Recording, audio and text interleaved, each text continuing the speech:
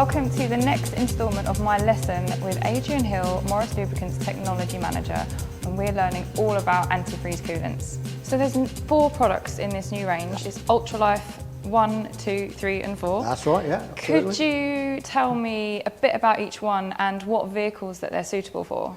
Yeah, okay, so because the markets we look at are not just automotive, of course, there's the off-highway sector, agriculture, commercial vehicle, coach and bus, etc.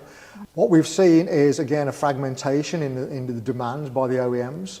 So currently, the new range 1 through to 4 covers, we're knocking on the door of 169 different OEM specifications. Wow.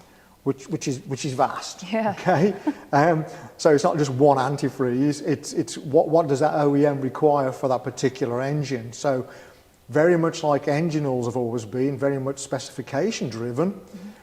Then antifreeze coolants have now become very much specification driven. But of course, to achieve that number of OEM recommendations or specifications with just one antifreeze coolant, it's just not possible. Mm-hmm. A bit like you can't have just one engine oil that does everything. It'd be great if you could, but of course you can't do that. So because of that, we have the 4 products.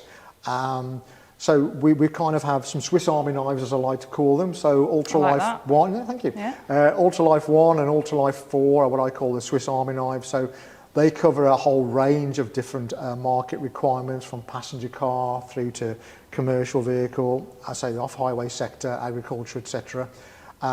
Because there are mixed fleets out there. People will have a mixture of those different kind of vehicles depending on what kind of business they have. So those exist for that particular reason.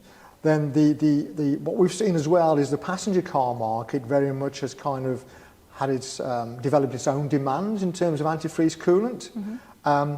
Because their metallurgies are very different to commercial vehicle, heavy duty diesel engines and the like. So OEMs in different parts of the world have favoured different kind of chemistries.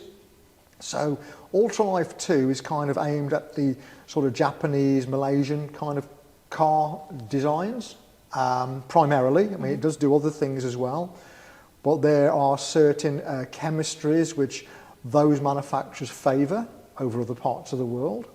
So Ultralife 2 is kind of geared chemically towards that vehicle park. Then Ultralife 3, its main emphasis is German manufacturers in terms of their engines. Mm-hmm. And there is a little bit of mixture between passenger car and heavy duty there, but the demands put upon an antifreeze coolant by German OEMs particularly are very different. So Ultralife 3 has to exist in order to accommodate their requirements. So this is kind of why we have the 4 products in the range. Mm. Is that there's lots of different market requirements, but they all tend to be separated by the chemistry. So the chemistry is chosen in order to protect the engine coolant system or the components it comes into contact with, particular to that OEM's needs, mm-hmm. essentially. And some of that technology is not compatible. Mm-hmm.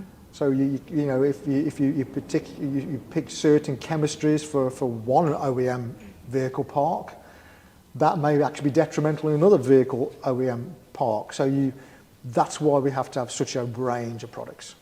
If someone hasn't purchased an antifreeze coolant before, what journey can they go on with Morris? Can you go online? Can you speak to someone in person just to get some sort of specific advice for what is appropriate for their vehicle? Yeah, of course. Yeah, I mean, it's obviously it's all about supporting the product line. So one of the things we do at Morris, we put a lot of emphasis on our technical services function. Mm-hmm.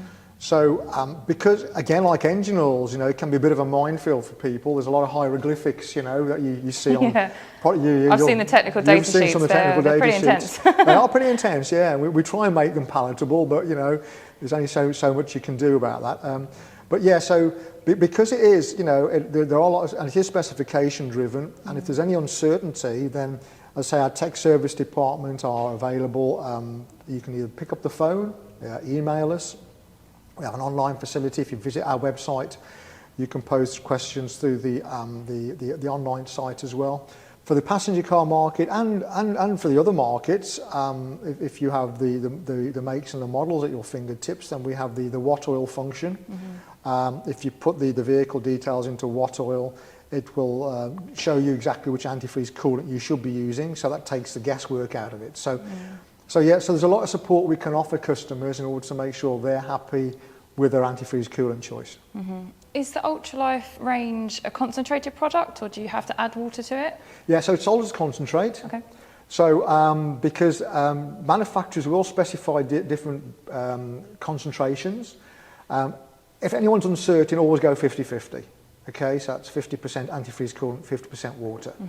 And that water should be demineralized or deionized water. So you can't just use something out of the tap? No, and some people, we've been known to take a bucket out of the local stream as well, which is not a good idea. No. Trying to get a trout in your radiator is not good. But yeah, so because what happens is, if you use hard water from a tap, for example, a bit like your kettles fur up when your steam irons fur up, that's exactly what's going to happen inside your radiator system. And of course, if you're constricting the flow of the coolant, you can't cool effectively. So deionized or distilled water don't contain hard water salts. So that's what you should be choosing. See, that's something I would never have thought of, is that I couldn't just use something from the tap. Out the tap, yeah. So it's important that you say you choose the correct type of water. So these are concentrates, 50-50 if you're not sure. There can be global differences, because if you're in a part of the world where it doesn't get really cold or doesn't get really hot, then you don't need to use 50-50. And some people will use 40-60 or 33-67, you know. 25-75, these are the kind of things that we look at and advise people if required. And there are little sort of graphs that tell you, depending on what solution you use, what concentration you use, what kind of protection you'll get. So it should always be chosen on the basis of what the OEM recommends in the handbook for which part of the world you're in. And that will give you the optimum protection. But as I say, if there's any doubt, if you've got a vehicle or a second-hand vehicle you've purchased without a manual, for example, you're not sure, 50-50 is always your go-to option. Thank you so much for that lesson all about antifreeze coolants. If you want to learn more, you can head to the Morris Lubricants website or YouTube channel.